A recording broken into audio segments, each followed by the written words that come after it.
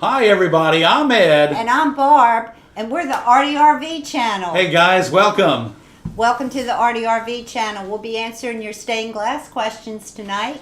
And any questions you have, just put them in the chat and Ed will be happy to answer them. We'll try anyway. We'll try anyway. We've got people from all over the country here tonight, and we welcome everyone. We've got a little glitch. We couldn't get up our member card this chat, so I apologize.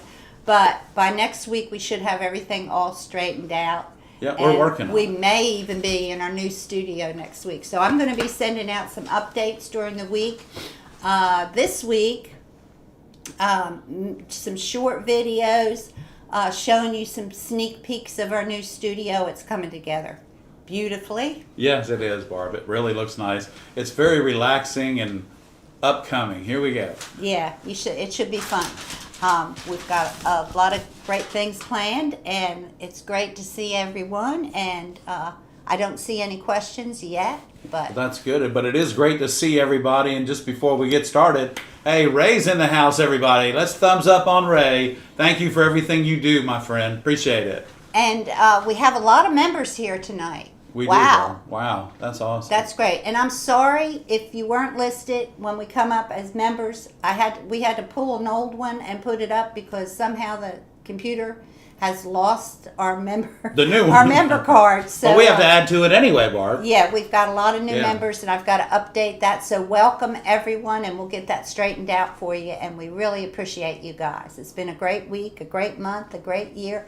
I hope that everyone got to put their glasses on and see the eclipse today. Yeah. It was a monumental day. Yeah, it was. It was a monumental, and I think that's probably only the third eclipse that I've seen in my lifetime. So. Well, you didn't really see it, but No, I didn't You even meant see to. it. I meant to, but I didn't see it. and if anyone got to watch the girls basketball national champions Woo! this weekend, Yeah. congratulations to the girls, the Gamecocks. Yeah, South Carolina girls. South Carolina girls won the national championship, and boy, was that an exciting game. Yeah, so it was. Congratulations to the Gamecocks.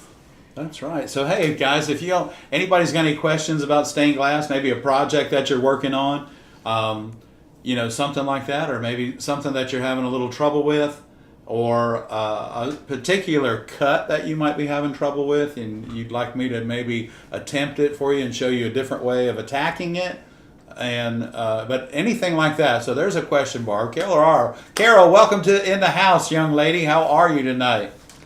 And Magnolia, you're a new member. Let's see. Rachel, Donna, Rick Day, Julie Graves, Robert, and let's see here. I was just shouting out to the members: Christine, Julie, and Michael, and Rick Day. Okay, Yeah. welcome everyone. Yeah. So Donna Blair and B. Volker. I am Alan. We'll see you in May. looking forward to that. Yeah. Yeah. So Carol R's got a question down, Barb. Okay. She is Awesome. right below Magnolia. Okay. She's got a question right there. If there's a tiny chip off the edge of a piece, does that create a potential break point? I have no more of this glass. A chip, or what's called typically an oyster, Carol, and you can hold it up to the light, and if it has a run, you'll see that run, but a small chip isn't going to affect the glass, and if it's towards the center, if it's on the outside and you're going to cover it with lead and then put a wood frame around it, but just hold it up to the light, make sure there's not a run. An oyster is not a problem in art glass, especially a small little chip, and it's more of a problem in heavier glass or thicker glass because that could cause a run. But normally in art glass, if it's just a chip or a flake or what we call an oyster, you're fine. Nigel has a question. He says, hi Ed, a quick question on 60-40 solder. There is now lead-free solder. Is this good or bad? Well, the lead-free solder is typically going to be used for those of you that make jewelry, and because with it being lead free and you're using your art glass to make jewelry rather than fusing it, it's all right to use the lead free solder. I don't think I would pay the money to use lead free solder and to solder copper foil. The other thing is the 6040 tends to patina much prettier than the lead free solder. So. Okay, Robert, you say I missed your question. Okay, let's go back up here and go through these one more time. I'm sorry, Robert. I'm not meaning to miss your question. Let's see. Robert, do you see a question? Well, I see. I'm glad to see you at 7 o'clock. It's glad to see you too, Robert. Oh, here it is. We're looking right for here. you. Here we go. Okay. Ed, when making wood frames, can you use pine? You can. Pine tends to move a little bit, and but I have used pine for quite a long time. The thing you just have to make sure is that it's definitely dry, and you want to. Typically, pine, I would normally seal my pine because of the moisture here, the humidity in the south, and the pine will tend to bend a little bit. I always found that if I made too much of the pine wood and it sat around, that it would just curl up, and I wouldn't be able to use it because I didn't use it. I only made, then I started making just enough that I need. So if you're going to do it, make the amount that you need, maybe a little bit more in case you mess up. Measure once, cut, or measure twice, cut once, and I have measured twice and only cut once, and measured once but had to cut twice. So yeah, just you can use the pine, but I would also use a sealer on it, and even a spray sealer will keep the pine from warping. So that's a good question, Robert. I use that. The oak that I use doesn't warp at all, and it's not like has a sealer on it or anything, but it has been run through the planer, and it's a hardwood. And it's a hardwood, so it doesn't seem to move quite as much. So, Julie asked this question online, and I didn't really expand on it, but she wants you to expand on your description of cleaning with sawdust, what to use and not to use. Any tips? So typically with the sawdust, you're not actually, well, you are cleaning a little bit, but what you're doing is, so after you use Ed's famous recipe glass putty, you'll take that, clean it up, brush that off like normal, vacuum up all the stuff on top of it, and then just sprinkle like a small handful of sawdust. Start in one corner in a circular motion.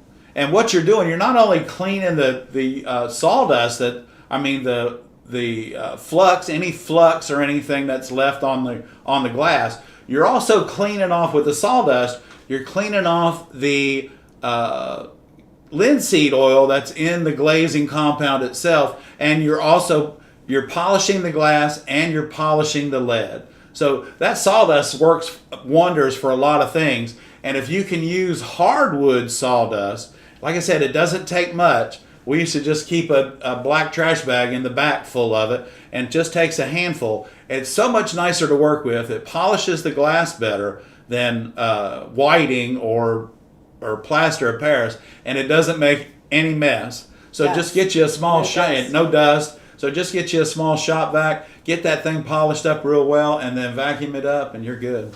Yeah, it really does shine it up nice. I Am Allen said poplar works well as an inexpensive alternative to oak. Okay, well there you go. There you go. Yeah. Thank you, I Am Allen. Thank you, I Am Allen. So you're being in the north, poplar's real popular, and it's easy accessible. Down here, what's really accessible to us is cypress, and one good thing about cypress is the bugs don't like it. And it's a wet water wood anyway, so really the humidity doesn't bother it either. The problem with cypress, though, and I'm not sure about poplar, Alan, but cypress is just way out of the price range to make frames out of. Helen Henry wants to know, if your cut fits perfect, do you still need to run it on the grinder or buffer? Well, if you're going to copper foil it, most of the time it's always suggested to just run it around the grinder, just enough to rough it up so that your copper foil sticks. You don't want to change it. Just barely hit it so that the copper foil sticks. If you're doing lead. Yeah, if you're doing lead, as No. long as you've got either way, copper foil or lead, as long as you have that gap between them, either for the heart of the lead or for both sides of the 1.5 mil copper foil, then yeah, you're fine. But I always rough everything up. It makes the process so much easier instead of fighting with it because it doesn't want to stick in one little area. If you'll just run it around your grinder, you don't have to put a lot of pressure on it. Just clean it up. And remember, your grinder doesn't just bring the sand to the surface on the glass. When glass breaks, it does break at an angle. And that grinder makes that perfectly 90 degrees on that edge for you. And that's just for copper foil. You don't need to worry about that with lead. No, you don't need. All. As long as you have the amount of gap that you need for the heart of the lead, then you don't have to worry about that. Carol R. says they're using hemlock for frames. There you go. Carol's in the Northwest in Oregon, right? Is that there right, you Carol? go. So whatever Yeah. is plentiful, Yeah. hardwoods, Right. yeah. Right. And then I think one of our members, Melanie, she's using redwood in her project, and she's down in Northern California, but where redwood is very accessible for her. And this particular project she's working on is going outside. So redwood's a really good wood for that. Okay. Les has a good question. Hey, man. He says, Ed, I would like to do a wind chime with diamond glass hanging from it, but I don't want to foil it. I would like to, I'm not sure what that says. I think spell check has messed you up there, but the diamonds, oh, you want to slump them? The diamonds, what Are there temperature? less? They're the beveled diamonds? And if they're the beveled diamonds, then what they are you going to use different colored glass? But if they're the beveled diamonds, to slump them, you're going to run up. Say typically art glass is somewhere around 1250, and you can do a test, 1250 or maybe 1280, something like that for art glass because it seems to be softer. Now for a beveled piece of glass, which is made of what's called float glass less, you're going to run a little bit higher temperature, and you're also going to need to put your divertification spray on top of it because anything above 1250, that glass, the float glass, is going to divertify. So you want to do that, but art glass just bends at such a low temperature. It'll you don't have to do that, but it won't divertify it at 1250, but probably 1275 it will. So I am Alan says a 1x2x8 poplar is $9.50, and 1x2x8 oak is $19. Yeah. And he's in Ohio. right. So, Well, I tell you, I pay about, with shipping and everything, I pay about $18 for a 6-foot length. But the thing about it is, it's already made, and Ed has a lot of important things to do than sit in the back and make wood for frames. We're not set up. We're not set up for. I don't have to get out the dado blade and the table saw and all that stuff. Man, I just go to the back and frame it, and it's ready. It's not that I can't do it. It's I don't have time to do it. I wish I did, but I don't. We used to have right down the street. We used to have a mill, That's right. And they would do it for us. They would, however much we Yeah. needed, they would fix it up for us, and that's the way you can get it cheap. But, Yeah, and they used they're to no bring it in longer- red oak. Remember? Yeah. They would get red oak, and that you talk about something with a clear finish on it that was beautiful. Red oak. Oh my Yeah. gosh. They did it for us for years, and then Yeah. they closed. They closed up. unfortunately. Yeah. So, but yeah, I just it's simpler for me for us just to order the stock and make the frames when we need them. And if we have to make something over 6 foot, we just biscuit joint it together, and you never even see it. So it's good to go. Robert says that he uses a router. Oh, router's good. I just happen to have a dado blade, and I put 3 blades in there, and I'm gone. Ray also says after you grind your glass, clean the edges with isopropyl alcohol before copper foiling the glass so it sticks very well. Right. So you'll find and that's a great way to do that, Ray, because you'll find if you use glass cleaner always leaves a little bit of a film. So if you'll use the isopropyl alcohol, you'll be much better off. And it dries so quick. Yeah, it's like, whew, but it cleans it. Yeah. You can't. I used to just take handfuls of glass and put them in a bucket. Yeah. And let them sit for just a second, and then take them out and clean them. And do it that way. Yeah, it makes foiling easier. Yeah, it Much sure easier. does. Yeah. Yes. So if you have a question, just put it in the chat. Yeah, it's really great to see everybody tonight. We got a lot of people in the house, and again, we have 3 really pretty pieces of glass to just show everybody. Yeah. And I think I know. I don't know the part number, but I think I know the name of at least one of them. But what we do, guys, is as we're doing all these projects that we're doing, we're just taking glass that's left over from that project, sharing the color with you, and maybe giving you some ideas on a project that you may have coming up or something like that. The other thing is we're showing you how to cut different types of glass so that you are very confident no matter what you pick out of the store, out of the rack, and take home with you, you're confident of cutting that glass. Confidence is king. Okay. Confidence is king. So yeah, like Barb was talking, just an update on our studio at the house. It's coming together, and the painting is done. All the furnishings are here. The lighting is here, and A couple of accessories.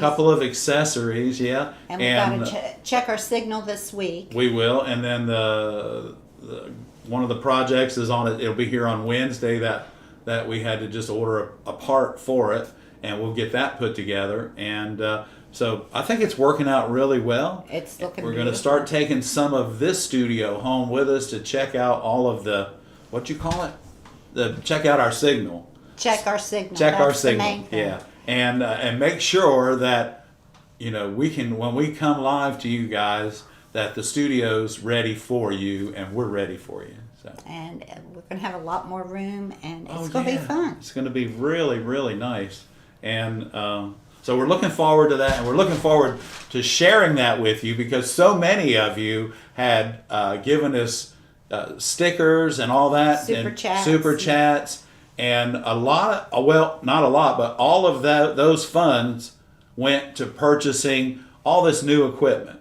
So it helped us match. Yeah, and it helped us match for the grant, because it's a matching grant. So the monies that y'all donated to us helped us make our match, and then we have our studio set up. So it's awesome, and I hope that you guys enjoy it as much as we're going to. I Am Alan wants to know what's the latest with the adventure of Ed's ticker. Matter of fact, I went to my primary care doctor today, the one who sent me down to put me in the hospital. And he said that I'm doing much better. They added 2 medications to me. And they have, he said that it's kind of disappointing, but what the medicines that they're giving me now are going to strengthen my heart. And instead of about 35 to 40% pumping, they're going to get it back up to 60, which is basically what everybody does. He said there are no 100% heart pumping. It's about 60% on the nation. So, but anyway, but he's not an AFib. I'm not an AFib anymore, guys. And his heart rate is yeah, good. I'm in the 50s on my heart rate. So he has 2 things going on, and so they cured one thing. So now they're going to send him to a cardiac electrician. Yeah. And going to see the electrician, Ray. And so he'll figure everything out from there. So. Yeah. But I'm feeling great. He's feeling and great. My medications are working. And for Christmas, I got Barbara the little the Cardia thing. Oh yeah, guys. And if you don't have one, I'm at $79. Saturday night after my walk, I came home and I didn't feel right, and I put my fingers on that bad boy, and you know what it said at the end of it? It said, "You're back in AFib, Ed." So, but anyway, we didn't know what to do. We didn't know what to do, But so we we figured it out. And Sunday morning, I felt really good when I got up and everything, and because I was going to give it a little bit of time to see if it would stop, because the medications they've given me are supposed to, keep my heart rate at a certain speed and everything. So we got up Sunday morning, y'all, and lo and behold, it went back into rhythm by itself. I know it. The human body is a magnificent piece of machinery. And so I'm even feeling better today. And, my primary doctor, he sees everything that's going on. So he, when he came in, he said, yeah, I saw that you were down at the, Saturday night. It wasn't real good for you. Yeah. So anyway, thank you for asking. Ed's feeling fine. And, Monday nights, and we're still building windows. It's still Barb and I and our grandson, and we're having a lot of fun. Yeah, it's good. And I just want to say hi to my mom and my sister and my son. Hi, guys. Watching, and my kids, my grandkids, my son-in-law, my whomever. Whoever's watching, yeah. Hey, everyone. Yeah, it's good to see you, because I think, a lot of people are working. Our family is working out of town this week, so I want to say hi to you guys. Maybe they're tuning in. And but my mom watches every week. And Joan, it's good to see you, and thanks again for asking about me. And I hope you're doing well too. Yeah, we've had an exciting week. Yeah, we have. Sure, haven't we, Mom? Okay, here's a question. When you paint on glass and bake it, do you set the temperature the same with a gas stove as you would with an electric stove? Oh, I don't use those paints, so I'm not sure. Is Mimi? I mean, Magali in tonight? Here, not yet. Hey, she's not. Magali's not here, and there she is. There she is. There's Magali. Magali uses those paints, so she can. And I don't know if she has gas in Florida where she lives, but maybe she can answer your question. Yeah, Magali, can you answer her question about the temperature on a gas stove? Magali, that's pretty good. Thank you, better Magali. believe it. Oh, that's sweet. Donna has that question. Maybe Magali can help her. Yeah, because I don't use those kind of paints. Typically, when we're using paints, we fire our paint typically between 1250 and 1325, depending on what the color is. And tracing blacks are usually all at 1250. So. Okay, Magali is our expert on that. And let's see, Donna Blair. Oh, that was Donna's question, Magali. Okay, Ed, have you ever used the Morton system? I have, and I would recommend if you enjoy making boxes, if you enjoy making spinners, and if you enjoy just plain out cutting your glass right, this is the piece of equipment for everybody, I think.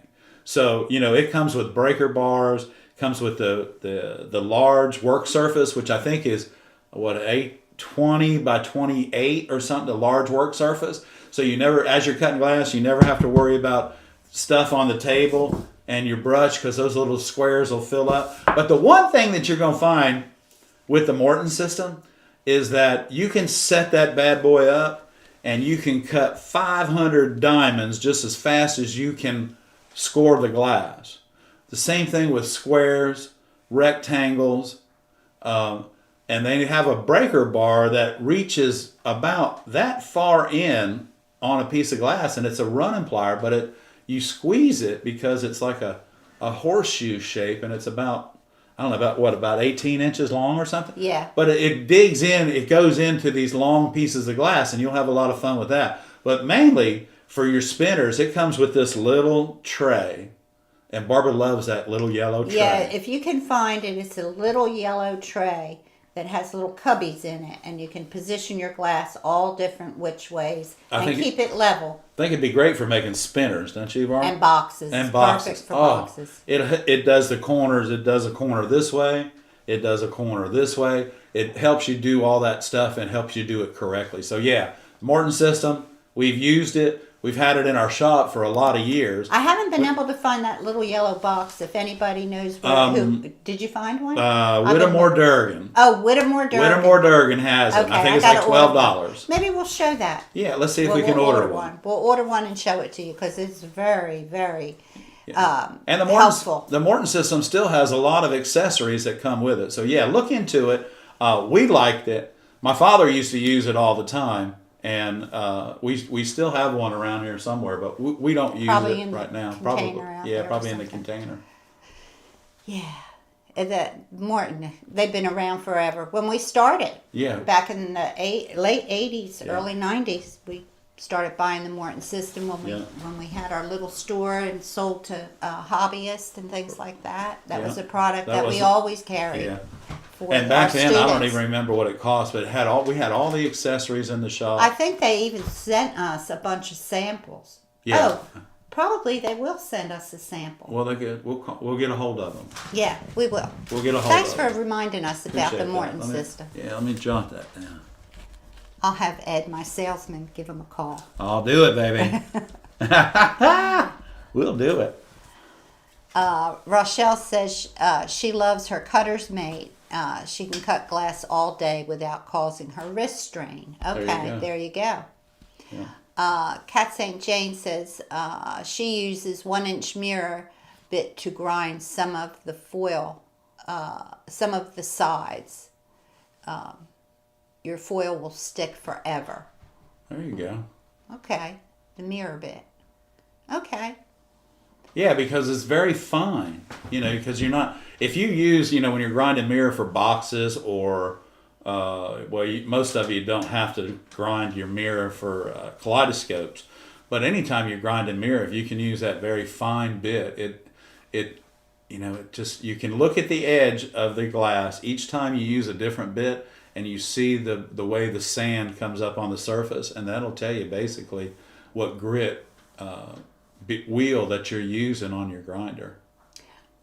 Christine said the Morton system is hard to get now.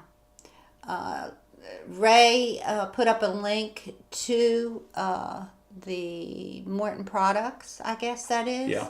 And so follow that and you'll be able to find it. That'll Or help go you. to Whittemore Durgan. Yeah. But it's a great system. So those of you, whether you're just starting out or you've been doing it for a long time like we have, it's always a great addition to your tool arsenal for your studio. Mary Beth Massey said that she has a cutter mate but has not gotten the hang of it. Wants to know if she's doing something wrong. Well, I can't really tell the answer to that No, I question don't either. without But seeing like I the said, let me problem. get a hold of Morton this week and see if we can't get some supplies from them. Pauline says she has a Morton system that she paid $30 for a long time ago. So I think That's it's pretty more good. than that now. That must have been back in the 80s. Yeah, because Pauline. there's your cutter and your straight that edges was a lot come. of money back then. Though. Yeah, and then you have your work surface that always came separate. Remember? Yeah. But they had different size work surfaces. But the whole thing about it is that everything's kind of like on a right angle swing arm, a lot of it, and you can just put those pins in because your work surface is color coded for pins for cutting diamonds, triangles, trapezoids, anything. So Pauline wants to know if we're going to be doing any ripple cutting tonight. I don't Let's see what we got going on. I don't have any ripple cutting ripple glass.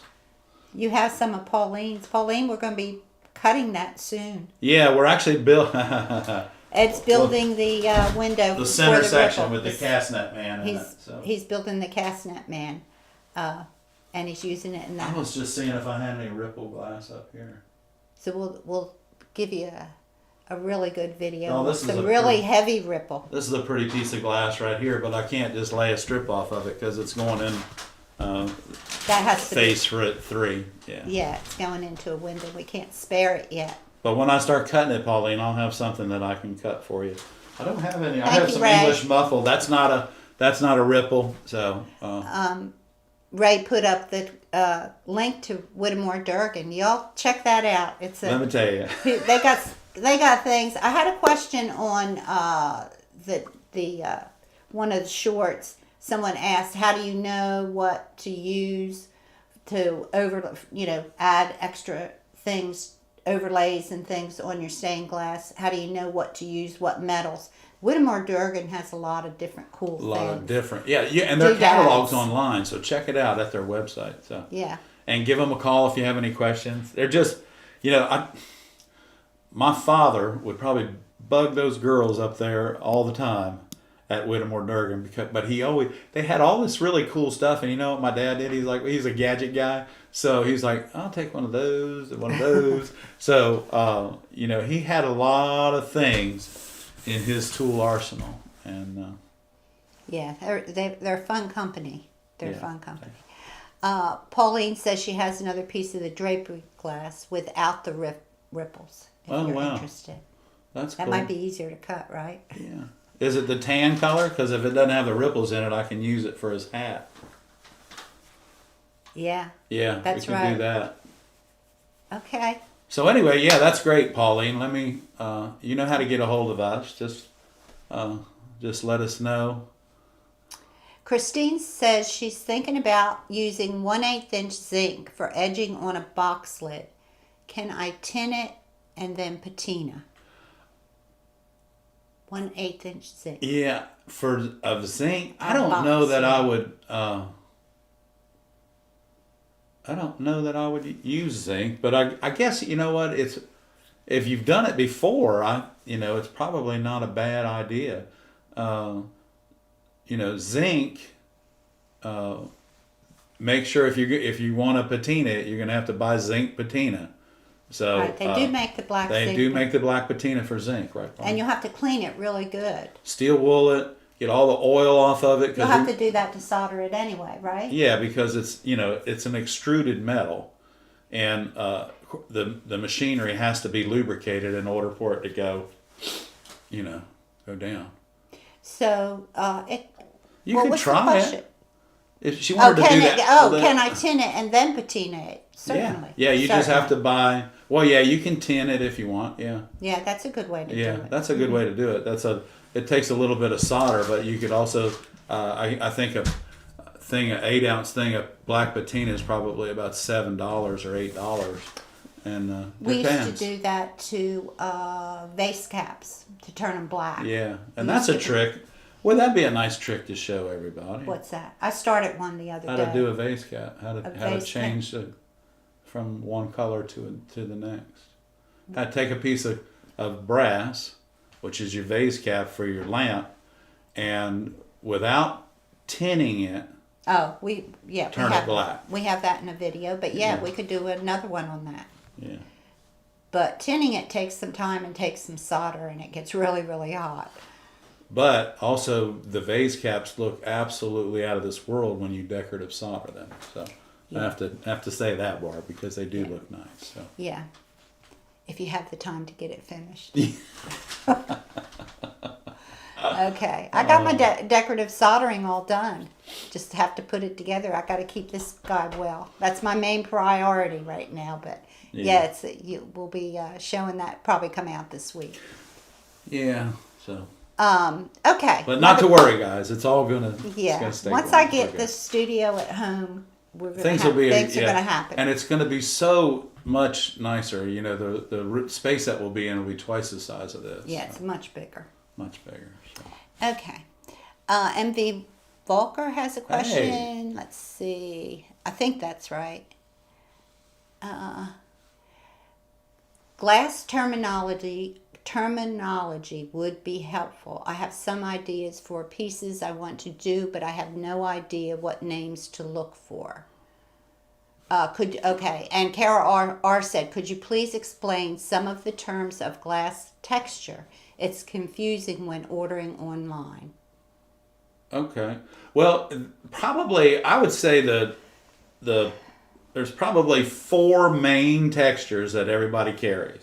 That's going to be granite, which is really tight and feels like an orange peel. That's a granite. It's really, really tight, and that's called a granite. Then they have a ripple, and the ripple is pretty heavy. Okay. Then they have what's called a figure C. That's really a pretty glass. It's a little bit hard to work with, but it looks like thumbprints all over it. It's called a figure C, and but the 2 popular glasses are the granite and the ripple. Now, I'm not sure exactly what the texture is that English muffle is, but it's a texture all on its own. Okay, so any English muffle glass you're going to order, it doesn't matter what color it is, it's all going to have the same texture, and it doesn't deviate at all. So this particular texture on this piece of glass is called a moss. So it's kind of bumpy. It's not real deep, so it doesn't make, hold putty when you're puttying it. But the moss, and then there's what's called a double rolled, Carol. So the double rolled is basically a smooth cathedral glass that has just a little tiny, on the second roll, it has a little tiny, I don't even know what to call it. I would call it a smear on top of it. And it just really is a pretty glass. But the texture, and cat's paw, Kokomo makes a cat's paw. And but commonly, it's just going to be the granite and the ripple are the two, and then, like I said, if you buy English muffle, you're going to get the same texture no matter what color you buy. And you can't deviate from that. I think Ray has put up a really good link for you guys, the Stained Glass Dictionary. And it's right here. Y'all just go there, and it's a learning site, and you can learn all about the textures, I'm sure. Technically speaking, you want me to walk over and get all the textures out of the Wismac kit, because they make 14 of them. Each manufacturer has their own textures that they use. They sometimes call them different things. Sometimes they look different. But if you'll go to the manufacturer, say if you want Wismac glass, go to Wismac and look at their site. And just and when you go to Wismac, you'll just say textures, and they will pop up. Well, like Wismac makes 14. I don't know if they still make them, but there's a lot of them. It's easier to see it when you go straight to the manufacturer and look at it than it is to go to a distributor who has a million things on their site, and you got to look at a little picture like that. And glass is one of the hardest things to photograph, and the manufacturers have paid to have it done correctly. So yeah, well, and usually your distributor should have a link. I don't know if they link right to the manufacturer, but that's where you're going to be able to see those textures. Yeah. And if it's something you're really troubled about, a lot of times they'll send you a sample. Right. Of the texture. Or you could buy a sample kit. Yeah. And the sample kits now will help you out a lot. These days are probably a couple $100, but Wismac and Kokomo have really nice sample sets. And, like I said, Kokomo's trying to get cranked back up and start running more and more sheet glass to get the distributors filled up in the country. Christina said our live popped up on our feed. Ah, good. I'm glad we're getting thrown out there a little bit. Oh, that's cool. Thank you for coming to see us, Christina. We appreciate it. Yeah, we do.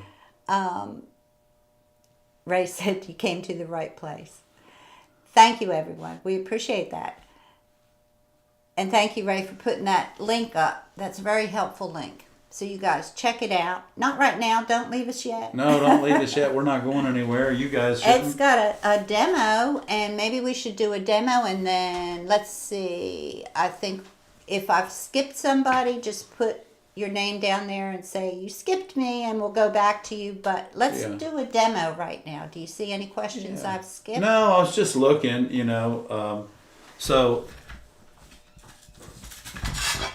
All right, so the first glass we're going to use, this is the one that I know exactly what it is. This is, and we've shared this with you, I think, before, but maybe not. I think we shared its cousin, the two greens. Well, this is the Kokomo 2 blues. This is some of the most beautiful sky glass that's opaque, that doesn't need light to make it work, that you can use. And you can see this is the front. There's a good, look who's sleeping, y'all. She ate a big supper. She listened to her dad. She ate a big supper before she came to work. Let me fix that camera. Okay, I'm going to put it on the close-up camera. Okay, so we're going to cut. This is a blue here. And you see how pretty this is? And there's two blues. There's a light blue and a dark blue. But them moving together is just really incredible. But it's an opal. And those of you that have trouble cutting opal glass, you really again, you know, we talk about changing the pressure on your glass and changing your speed of how you're moving along and everything. So we just did a little squiggly. We got Miss Mary on the No, she doesn't like the camera. When she turned around. She's facing Barbara's feet. When she gets the camera in her face, she moves. Okay. So we're just going to take this, and remember too, if this were my pattern and I wanted to keep this, I'm just up against that black line. We'll just pretend like I just trace this piece of glass from a pattern.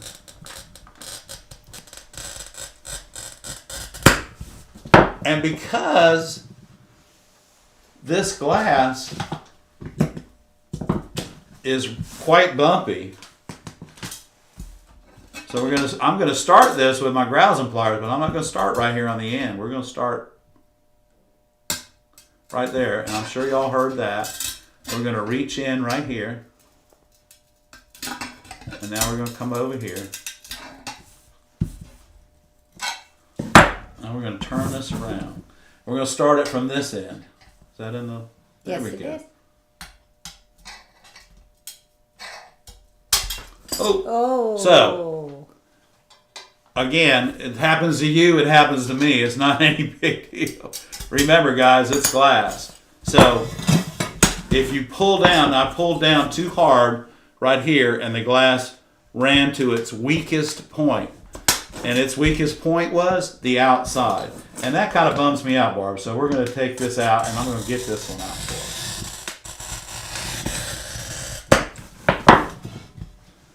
for us. So here we go. We're going to use our grousers again.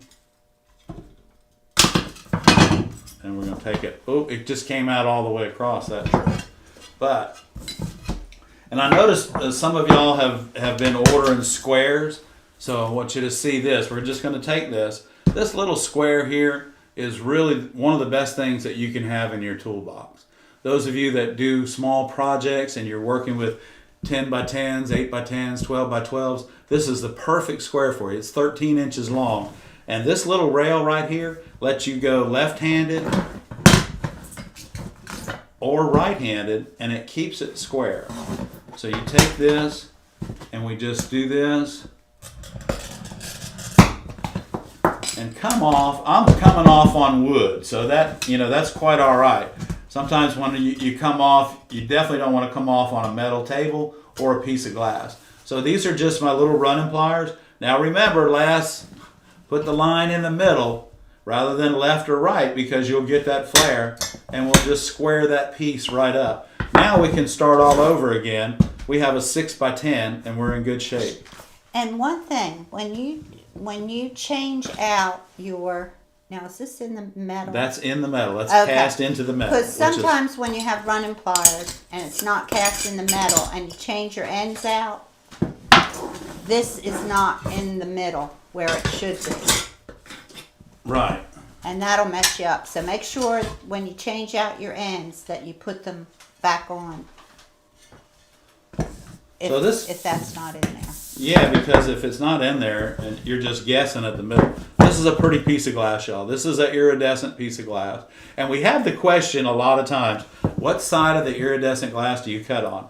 Well, preferably you cut with the iridescent side up.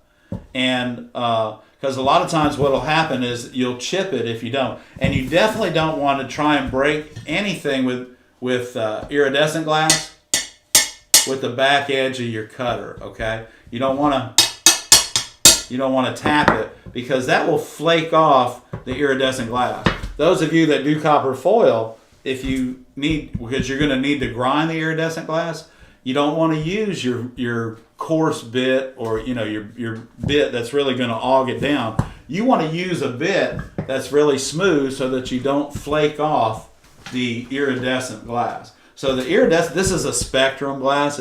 It's probably, I don't know, we probably had this for 25 years. And so this piece of glass, this is a spectrum glass, or what's now called Oceanside. Now, you're talking about looking at a website with the colors. Oceanside doesn't make a lot of textures, because all of their glasses is fusing compatible. It doesn't matter what color it is anymore. Oceanside is fusing compatible. Magali doesn't want you to cut it. Don't cut it, she says. I'll save it for you. When are you coming up, Magali? We'll save you a little piece, Magali. We'll save you a little piece. So we're going to take this and we're just going to use our square because typically, this piece of glass cut up like this really isn't any use to me because it's not a square. And I don't just put, pieces of glass that are goofy in the rack. So this will just take a second. I think I built a wizard out of that. I think you did. 35 years ago. So that's how long we've had this piece of glass, y'all. Now, guess what? I've got my silver schnitz. Everybody loves them. Those of you that don't have a pair, you really need a pair in your toolbox.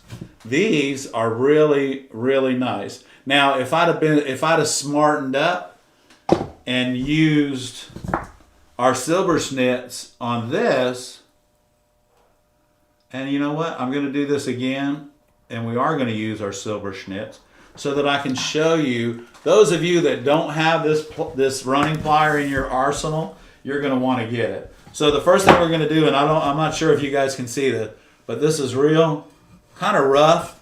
And remember this side here, this is what I call the dull side, and this is the shiny side. So we're going to pretend that we're doing this pattern, and I want to make sure that we can use this video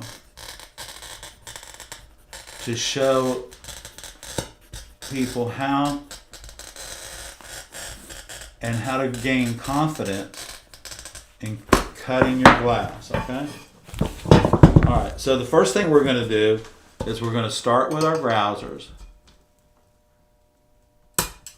And I heard that pop. So now, this, I love these pliers. So this top here swivels, okay? So in order for you to stay in the center of this, on this block, there's a line. And now we're going to take this, and I'm going on here sideways, y'all. Just like that.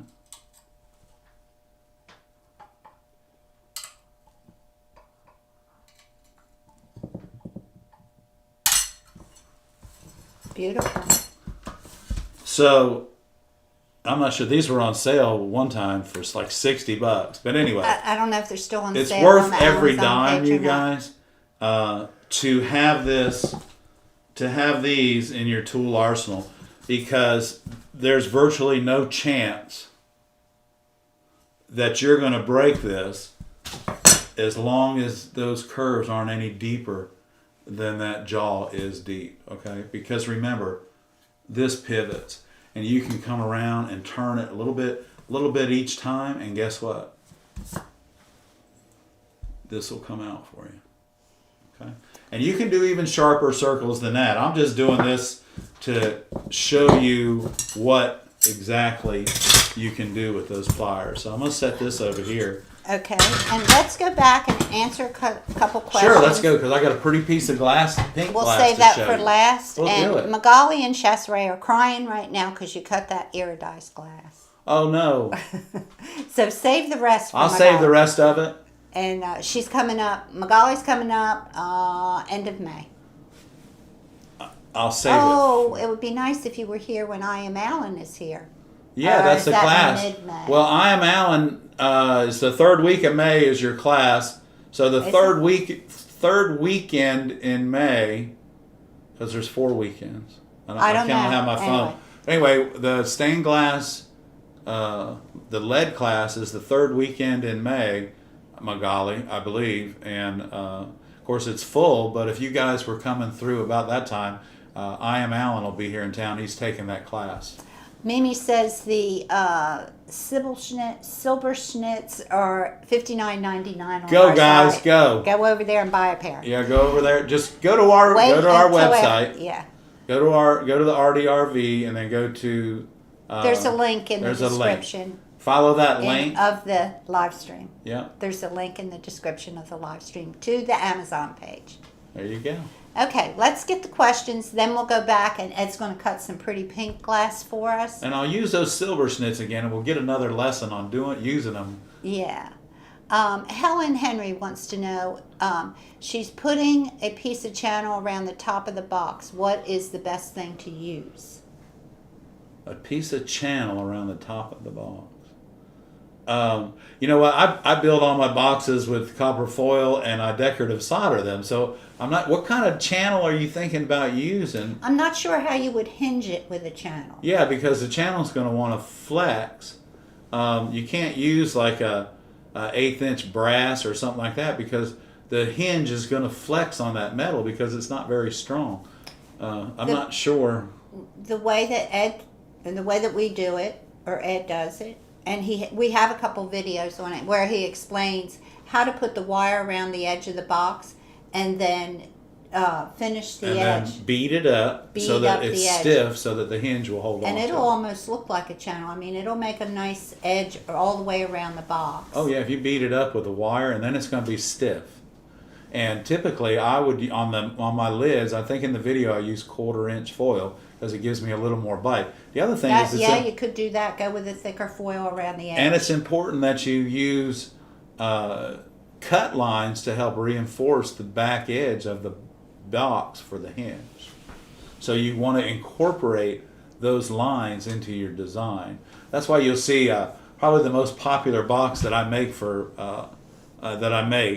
is the jewelry box with the flower in it, because those lines go all the way to the back, and there's virtually no way, and it's probably the box that I show you. Of course, it's almost 40 years old in the video, and where I had to replace the hinge, and so that's just one of the ways to do it. I Am Alan says sometimes glass is just a jerk. It is. Well, you know what? Glass has a mind of its own. It does. And it has no feelings. That's going to say it does two things really well, and it breaks and it cuts you, and it has no feelings for the third thing. So, but you know what? Those of us that love this process, and just glass in general, okay? Just glass in general. Glass is a fascinating material. So. Okay, let's see. Julie Graves, do you have the rubber replacement tips for the mini running pliers on your Amazon store? No, but I made a note and I'll get them on there if I can find them. I'll put them on the Amazon store. Yeah, because I'm thinking we had. I thought we had them at one time, but maybe not. Is the hole there on your square for anything besides hanging? No. My thumb doesn't fit in it. I like to hold my square. I don't know if you can see this. And maybe that's what they thought. I don't think so. But anyway, yeah. I like to hold it on the bottom and on the side like this. Like that. Yeah. Like that. So my thumb keeps it pushed against the glass. My thumb keeps it pushed against the glass like this. If you hold it back here, it'll move, okay? So, but if you hold it right here, put your thumb right there where you need it. Magali, I'm not going to cut this again. But put your thumb right there where you need it. Do your score and then break it. That's how I use it. And it doesn't really matter whether you have a big hand or a little hand. It's always best to use a square. And of course, you'll develop your own technique on how you like to lock it down to cut your glass.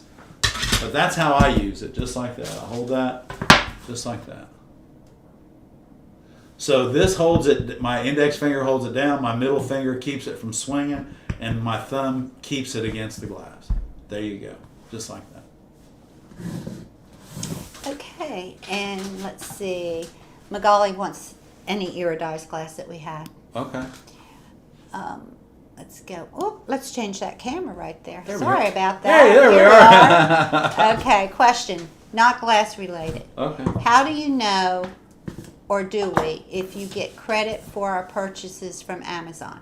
Yeah, they give me a report. They don't tell me who buys, but they give me a report that tells me that there were purchases like 10 pairs of silver schnitz. Yeah, and we made Or- like $1.80 on 10 pairs I think total. we make a small percentage, Yeah, very small. a real small percentage, but that's not the real purpose. That's not what we're here for. We like to, give you products that are tried and true, products that we use, and so that you can easily go to them and find them, and they're usually pretty inexpensive, like these silver schnitz. Right, and these are on sale. They were at $79 just a month or so ago. But we do, like Barbara said, we do make a very small commission when you go to our Amazon page from us. And we really appreciate it. And we really because appreciate every it. little bit helps. Yeah, it does. It does. We hope in the long range future, that we can do this pretty much full time. Full time, yeah. And so that would be one part of our revenue stream. That would be a part that will keep this channel going. Right. Because we always have to buy, Monitors axes and or monitors cameras and different things that we have. You always have to upgrade to keep up with what's going on, but you also, we're one of those people that we're going to make this channel just as good as we can for everybody. And again, like Barbara said, those tools that we show you are tools we use in our studio. And so they're tried and true, and we would try not to steer you guys wrong. And it may be a tool that we like that you don't like if you get it, but I promise you, what we're showing you has been used very well, and we like it. That's why we talk about it. And there's also, on the Amazon page, there's also a little department that the media, the ARTyRV Glass Studio Media Project, things that we've been buying for the YouTube studio. So you can go there and see what we're going to be using in the studio. Yeah. And I'll show you some of that stuff this week. I told Barbara the other day, it's clips. starting to look like a TV station. It's great. It's going to be really It good. does. It It's looks so really comfortable. Okay, and so our chairs are comfortable, and it's just going to be really fun. It's going to be a fun place to work. Let's see. Winston says, someone with no supplies and wants to go out and buy everything they could possibly need, light board, all the tools, a large variety of glass, etc. What would be the cost of that? The total cost of that? Well, typically, let's just say just your hand tools and a nice grinder, if this is what you choose to do, would be somewhere around about $800 or $900. And that's including the $560 V grinder with all the bells and whistles. Typically, just a stained glass kit, we sell one on our website for $279. It comes with 12 individual parts, including a glass cutter, foil, and your chemicals, all of those things. And we sell that just so that people can get started at really a low cost. Now, we don't sell the grinder from our studio because we leave that up to you. But if you'll go to our site, and you can see the different kits that we have. But then glass is going to run you, whatever you try to buy, glass is going to run you probably $10 to $20 or $10 to even $50 a square foot. So a sheet of, let's just say a sheet of Wismac that's 32 by 42, 9.33 square feet, is going to run you probably $170 for a sheet of glass that size. And so if you're going to buy glass like that, which is well, those of us that buy it that big, it's a great way to buy it, and it's actually a little less expensive. The freight eats you up, so you got to make it worth your while to fill up the box, because it costs the same for 500 pounds as it does for 1,000 pounds. So. Yeah, and when you're first starting out, you're probably not going to buy big sheets of glass. Yeah. That would be kind of wasteful, because then you'll be like us. You'll have glass sitting in the corner for 25 years, and it looked pretty in the shop, but you never had a use for it. But you'll probably buy in 12 by 12s, most likely. Yeah, and or 10 by 16s. Yeah, you can buy a whole crate of 12 by 12s from one of the distributors. Yeah. For what is it, $375? $375. So Kokomo has what they call a pony pack, and that pony pack has 54 different sheets of glass, 12 by 16, and you're going to pay about $425 for it plus the shipping. That's a great way to start out, having a really variety, a good variety of different glasses. The same manufacturer, just all the beautiful colors that they make, and it's really nice. So that's a Kokomo pony pack. Wismac makes a pack, and as far as I know, those are the only two that make a pack. Well, I don't know. You might want to try, if you want to use some very unusual glass. Yakugani probably has some sort of a pack. They might only be 8 by 10s or something. Yeah, and it's what they do with their glass when it doesn't make it through the whole process. You know, you don't just throw it away. You cut what you can get out of it and you package it and you sell it. Right. Okay, and let's see. I saw a question here. Oh, Carol wants to know, do you always cut sitting down? No, I stand up. I'm more comfortable standing up. But for here at the show and the height of this table, I can sit down and cut, and I feel pretty comfortable. But for many pieces of glass, like we're working on phase 2 right now, yeah, I'm standing up at the light box. Most of the time, I'm standing at the light box for at least 4 of the 6 hours that I work during the day. Okay, Carla says you look good, Ed.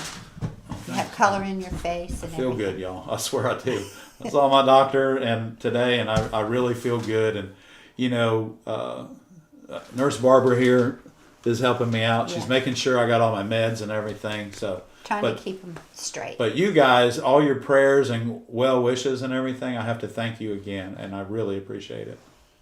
Magali said she probably needs to send you a picture of all the glass, the iridized glass she has that she doesn't want to cut. That you do.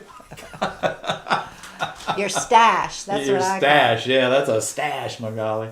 That's great. Well, I've got some really pretty iridized bullseye that's cobalt blue and iridized. Also have iridized gold on black. I got some pretty colors, Magali. So. Yeah, that it's a problem. It's an addiction. It is. It's an It's addiction. not the worst you can do, right? Okay. Okay, so Sunshine Glassworks also has 2 packs of, I guess, the pony packs. Yeah, the pony packs probably. Okay, Yeah. so there's a couple. That's a people good price. you can call. $6.50 for 2 of those packs. That's going to be right at 100 pieces of glass, y'all. That's really nice. It's a good way to start your Yeah. collection, and then you find out what glass you like, what colors you like, what texture you like, and you get familiar with the manufacturer. And a lot of times, your brick and mortar stained glass stores, that I urge everyone to, you know, go see them, see what they have. But a lot of times they'll buy those pony packs to stock their racks. I know we used to. Yeah. And you know, Spectrum used to have what's called a rack pack, and that thing had 12 by 12s in it. It must have 350 pieces of glass, and it was $575. Well, the rack pack, okay, and then they had the other pack where they had the bigger sheets in it. What Yeah, was the that 24 by 24. That's a Kokomo. Kokomo has a pack where they put 24 by 24s in. So you get 4 12 by 12 out of each piece, and I think there's 42 pieces of glass in it. So Okay. anyway, look into the packs, y'all. It's a great way to buy glass, and it's a great way to get a variety of glass, because they don't know what's in it. The distributor doesn't open them and say, "Oh, well, this one's got blue and green in it." Those things are nailed shut. They're wrapped in paper. They come to you, and the distributor, all they do is stock them and ship them. So but we used to get some pretty good. Yeah, sometimes you get some really good glass. Sometimes I'd get upset if I got too much white or too much clear or gray. Too much gray. Cathedral. You- I got gray, yeah. Spectrum sent Gray me water glass. 12 pieces of gray water glass one time. I think it was in the store for 20 years. It's and still in the nobody store, bought- Barb. I think it's still back there. It's in the back in the rack. Nobody wants it. Yeah. And I did have someone ask. Well, we have for gray some Baroque. We gray- have gray water glass. Not too long ago. Yeah, we have gray water glass and gray Baroque. I don't think they make it anymore. It's so. Yeah, I Yeah. used to joke with Barbara about the Spectrum Baroque, because every time you cut it, it Baroque all over the place. Okay. Oh yeah, amber. Yeah. Sometimes that's a. Yeah, that's a popular color too in their packs. Yeah, they give you. Sometimes you get a bad one, but most of the time it's good. Most of the time, yeah, it's good. And they what are they? Premium packs. Oh, yeah, okay? the premium pack you'll The get. premium pack, you get really beautiful glass. Guaranteed. Yeah. Okay, let's do another glass cutting demo. How about that? Well, we have right here. We're going to be using this is a spectrum again. You know, I can tell. I can just tell by the texture on it how it feels in my hand. This is a spectrum. So you always have the back side, which is the dull side, and you have the front. So when the glass is made, this is the side that's rolled out onto the mat as the leer is moving, and then this is the top that gets rolled, and this is the shiny side. So this gets picked up, boom, put in the leer. It's on its way. Somebody takes it out on the other end, and they cut it up. So let's just do the same thing, and I'll show you how these silver schnitz. Now, I'm not going to be able to reach in here with my silver schnitz, but that's all right. We're going to try some. Here we go. And then I got a big hole right here, so we're going to drive through it. Don't stop. Don't pick up.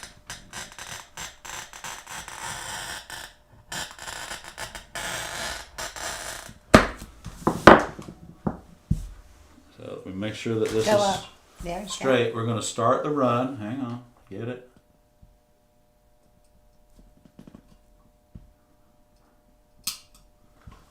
Alright, now we're going to start the run again. Okay. So right here where this skip is, this line is breaking right there. I've got a run right here. So that's going to mess us up. So I'm going to tap this. Don't get annoyed with the sound. Those of you that tap, you know exactly what I'm doing. One thing I'm trying to do is stay away from that.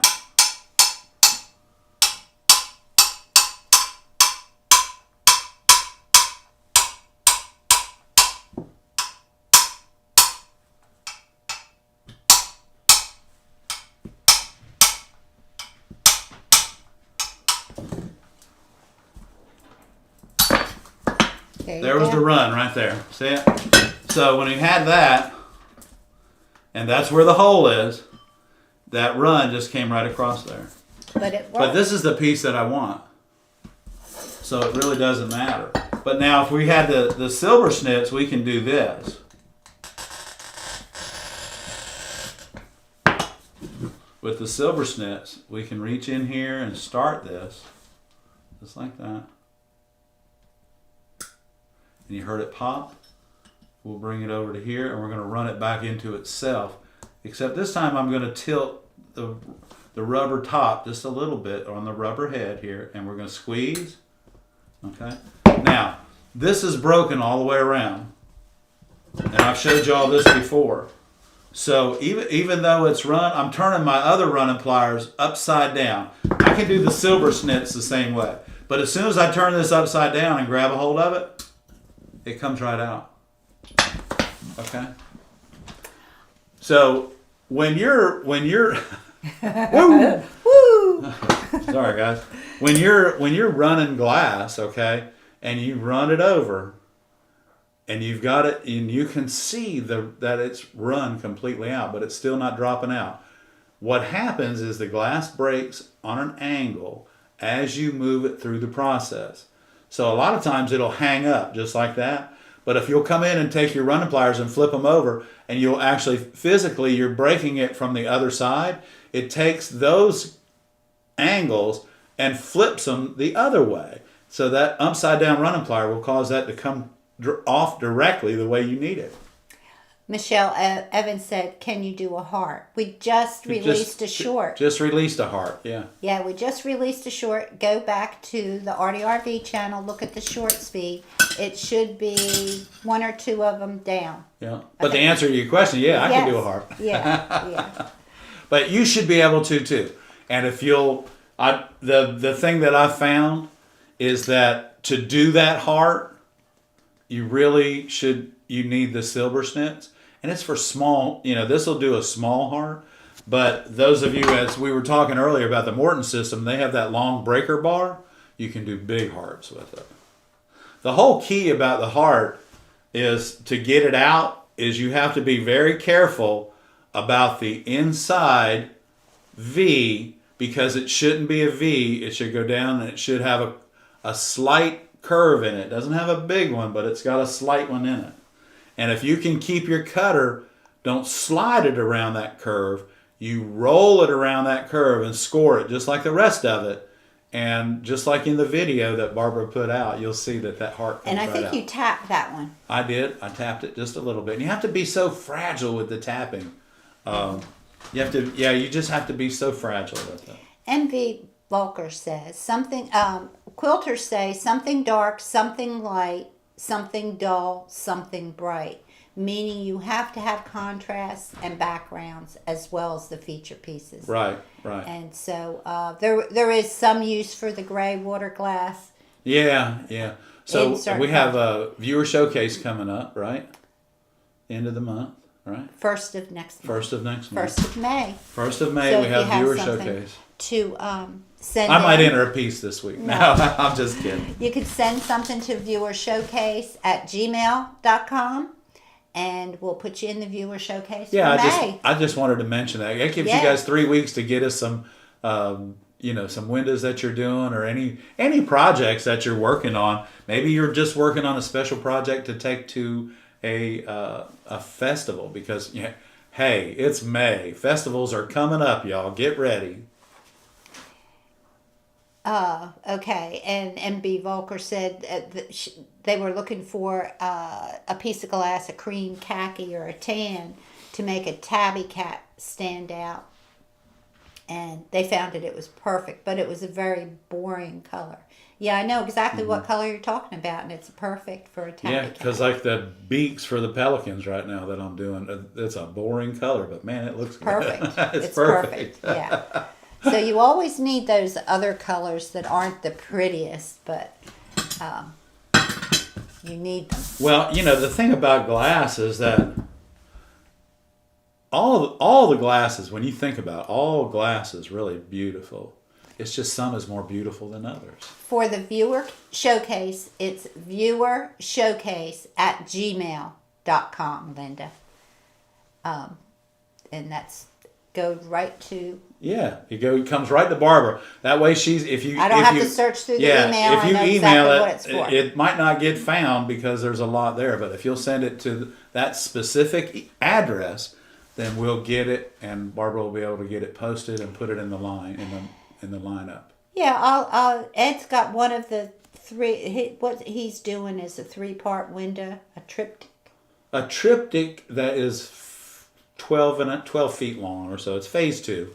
And he's almost done with that. Yes, we will be sharing that with you guys. we will. We'll be sharing it with you guys. But not for the viewer showcase. The viewer showcase is for you guys. Yeah, that's not for me or Barbara. The viewer showcase is for you guys.